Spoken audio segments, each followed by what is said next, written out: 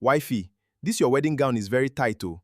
It's like this tailor overdid it, oh. My husband, try and cut that thing, oh. I have plans for tonight.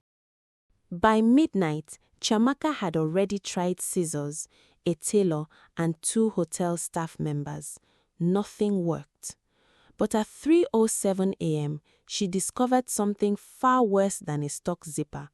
The dress had begun tightening around her waist, on its own, as if it were breathing. Before we find out why, hit that subscribe button right now, because what's sewn into that dress is about to unravel a secret this family buried 15 years ago, and a secret her own husband was still keeping. Stay till the end. You will not see this coming. Chiamaka had always dreamed of a grand wedding, but her fiancé Kelechi's modest income meant careful planning. So when Kelechi's aunt, Auntie Ifeoma, a glamorous woman who'd relocated to Enugu after a long, mysterious stay abroad, offered Chiamaka a wedding dress free of charge, the couple accepted gratefully. "I had this dress made years ago," Ifeoma said, smiling in a way that didn't quite reach her eyes, "for someone who never got to wear it." "Who?" Chiamaka asked. Ifeoma only smiled wider. "Someone who looked very much like you." Chiamaka laughed it off as a strange compliment. She should have asked again. She didn't. The dress fit perfectly the moment she tried it on, flawlessly, as if tailored to her exact measurements without anyone ever taking them. During the ceremony, she noticed it felt oddly warm against her skin. During photographs, her smile suddenly faltered. "What's wrong?" Kelechi whispered.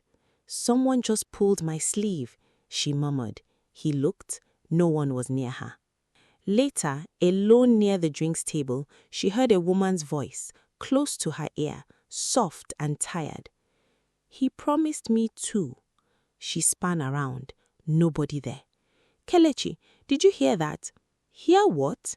She said nothing else, telling herself it was exhaustion. By midnight, back at the hotel, the zipper wouldn't move. Kelechi called Auntie Ifeoma, expecting reassurance. "Auntie, the dress won't come off." A pause, too long. Then quickly, "Don't take that dress off. I mean, don't damage it. It's expensive." Kelechi went cold.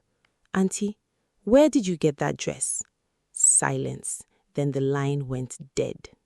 By 3 a.m., the fabric had begun to tighten, small welts rising along Chiamaka's skin. A tailor friend rushed over, unable to cut cleanly through fabric that seemed to knit itself back together the moment his scissors loosened a seam.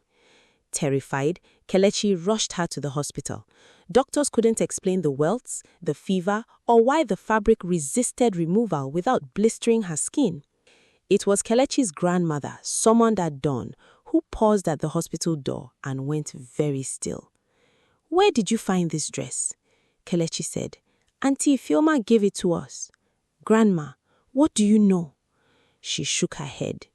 "There was another bride who wore that dress once, years ago." "Who?" She didn't say anything else. Kelechi found an old photograph tucked inside a box of his late uncle's things. A young woman in a wedding dress, unmistakably the same dress currently wrapped around his wife's fevered body. Kelechi's grandmother's hands trembled around the photograph. Nneka, Ifeoma's younger sister. She was engaged to your Uncle Emeka. He broke it off 2 weeks before their wedding and married someone else instead.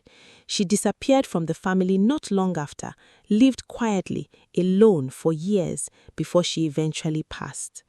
Her wedding dress, the one she'd sewn by hand and never got to wear, simply vanished from the family's memory. Nobody ever spoke of it again. And Dibia was called, arriving with herbs, chalk, and a clay vessel. The first attempt at the ritual failed completely. The dress didn't loosen an inch. The old man stepped back, his expression grave. "This isn't simply about the woman who wore it before," he said. "Then what is it about?" Kelechi asked. The Dibia looked directly at him. "What have you failed to tell your wife?" Kelechi went pale. He said nothing, but his silence was answer enough for the old man, who nodded slowly and stepped back, refusing to attempt the ritual until the truth was spoken aloud. Kelechi pulled Chiamaka's hand into his voice breaking. 2 weeks before the wedding, I found out the caterer's deposit and the hall deposit had both been mismanaged by my cousin. We were going to lose almost everything we had saved. I sat with that for 4 days, Chiamaka. I nearly called off the wedding entirely, told myself I'd tell you it wasn't the right time without ever telling you why. I was afraid that if you knew how close we came to losing everything, you'd start wondering if I could actually provide for you at all. So I fixed it quietly, borrowed from a friend, and never said a word. You walked down that aisle believing everything had gone perfectly. It didn't. I just didn't trust you enough to let you carry that with me. Chiamaka stared at him, hurt flooding her face, not because he'd nearly postponed the wedding, but because he'd made that decision entirely alone, the same way she realized with a chill Emeka had made his decision alone without ever giving Eneka the chance to face the truth beside him. They went to Auntie Ifeoma together. The moment she saw the old photograph in Kelechi's hand, her composure broke. "You knew what this dress was," Chiamaka said, weak but standing. "You knew what happened to your sister." "Yes," Ifeoma said. "You knew what it would do to me." "Yes." "Then why did you give it to me?" "Because your family needed to feel what my sister felt. 15 years and no one ever said her name at a single gathering. Emeka humiliated her and this family simply moved forward as though she never mattered enough to remember." "Eneka was wronged," Chiamaka said quietly, "but I am not the person who wronged her. If you want justice for your sister, stop making innocent women pay for what the men in this family did to her." The room went silent. 15 years of carried anger finally met a truth Ifeoma hadn't let herself hear. Back at the hospital, without any further ritual, the dress simply loosened on its own, the zipper sliding down smoothly, as though the truth spoken aloud had done what no Dibia's herbs could do.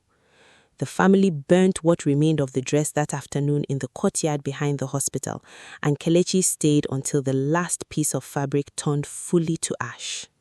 Months later, going through their wedding photographs, Chiamaka paused on one image, everyone smiling at the camera except Auntie Ifeoma, who stood slightly apart, staring not at the camera but directly at Chiamaka's dress.